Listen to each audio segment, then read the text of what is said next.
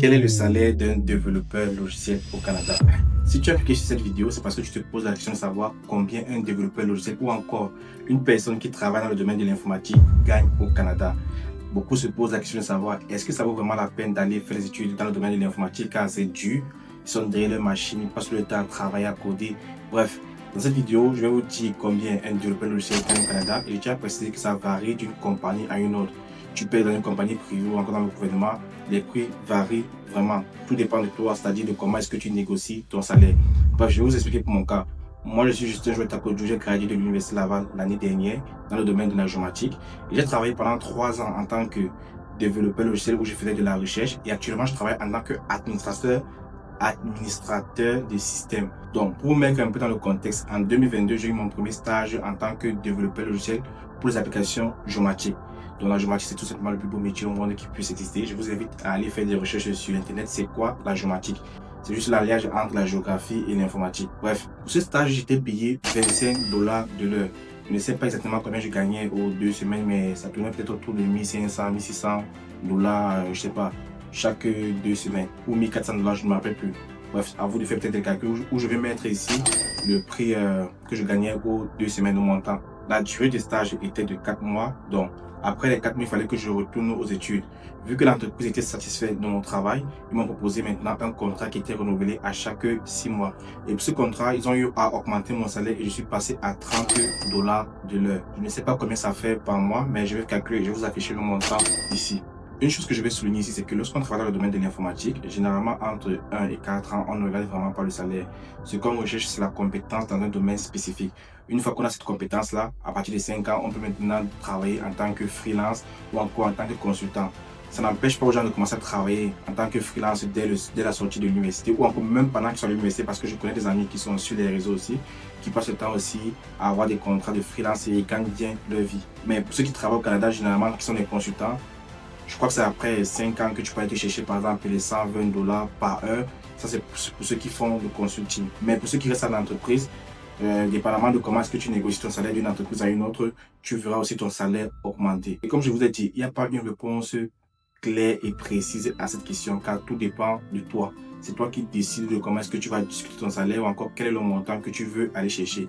Généralement, ce que les gens font au Canada, c'est que chaque année ou chaque 6 mois, je ne sais pas quoi, certaines personnes décident de changer les entreprises en essayant d'avoir un salaire un peu plus élevé pour hisser les échelons. Mais ce que je peux vous dire, c'est que choisissez bien vos entreprises. Par exemple, l'entreprise dans laquelle je me trouve actuellement, il y a ce qu'on appelle le régime d'achat d'actions. C'est-à-dire quoi? Chaque 2 semaines, on me coupe par exemple 3,5% de ma paye et mon employeur contribue aussi à hauteur de 3,5%. Ce qui fait en sorte que avec cet argent-là, on achète des actions de l'entreprise.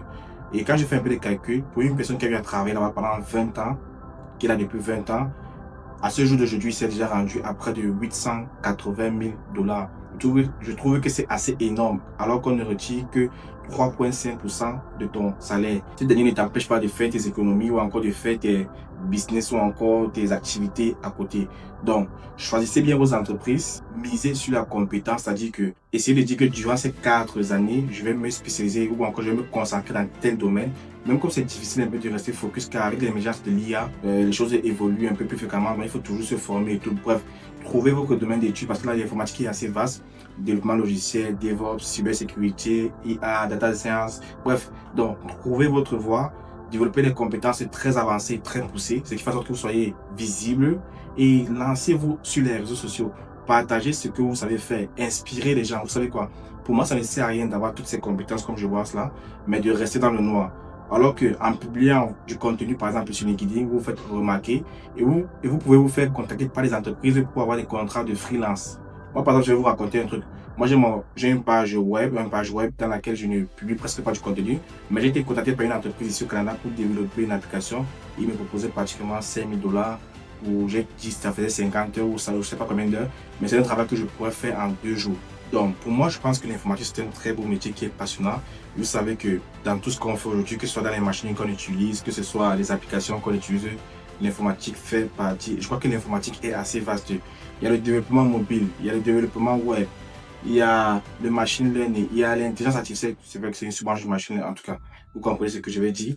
Il y a le DevOps, il y a Data Science, donc c'est assez vaste et laissez-moi vous dire que c'est vraiment passionnant. Les gens vont dire que c'est difficile de coder, c'est difficile d'apprendre à coder, mais je vous garantis que ce n'est vraiment pas difficile d'apprendre à coder.